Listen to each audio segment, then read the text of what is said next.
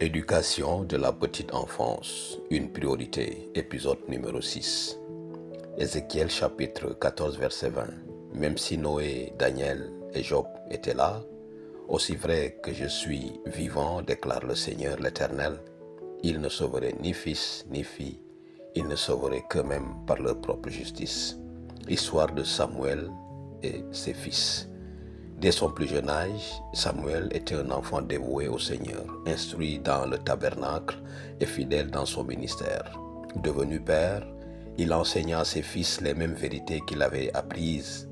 À la maison, Joël et Abijah semblaient obéissants, suivant les instructions et respectant l'autorité paternelle. Mais vint le moment pour eux de quitter la protection du foyer et d'affronter la vie seule. Là, il apparut que leur foi n'était pas profonde, mais superficielle. L'obéissance qu'ils manifestaient à la maison n'était pas enracinée dans une expérience personnelle avec Dieu. Mis à l'épreuve, ils ont succombé à la cupidité, accepté de pots de vin et perverti la justice. Le constat est clair. Un père fidèle, des enfants instruits, mais une éducation qui n'a pas touché leur cœur, Samuel leur a enseigné, mais ils n'ont pas accueilli le message. Ézéchiel 14:20 s'est accompli. Ni Noé, ni Daniel, ni Job ne sauveront fils ou fille. Chacun sera sauvé par sa propre justice. Et voici l'avertissement pour nous.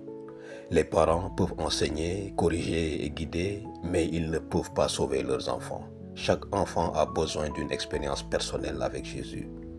Si l'éducation spirituelle reste superficielle, les enfants peuvent paraître obéissants à la maison.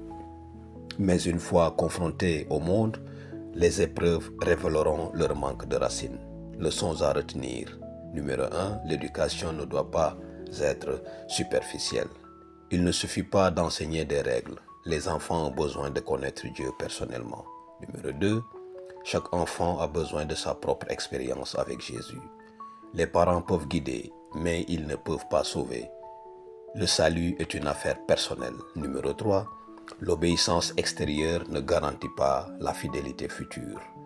Joël et Abijah semblaient obéissants à la maison, mais ils se sont égarés une fois partis. En conclusion, Ézéchiel 14:20 nous rappelle que le salut est une expérience personnelle. L'histoire de Samuel et de ses fils nous enseigne qu'une éducation superficielle ne nous soutient pas dans l'épreuve. Les parents doivent guider leurs enfants vers une relation vivante avec le Christ, car c'est seulement ainsi qu'ils resteront fermes dans la foi.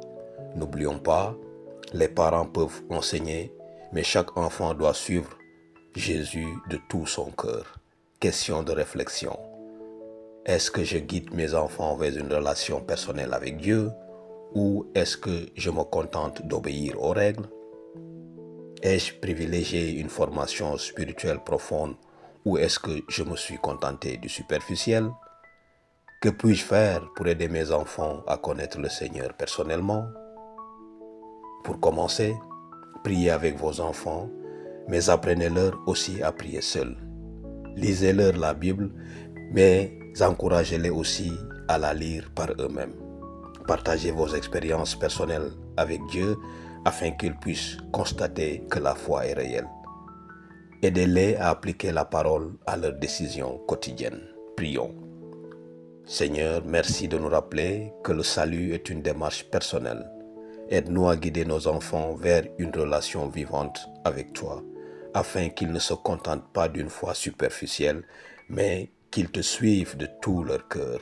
Que nos familles soient un héritage de fidélité et d'amour pour toi. Au nom de Jésus, nous prions. Amen.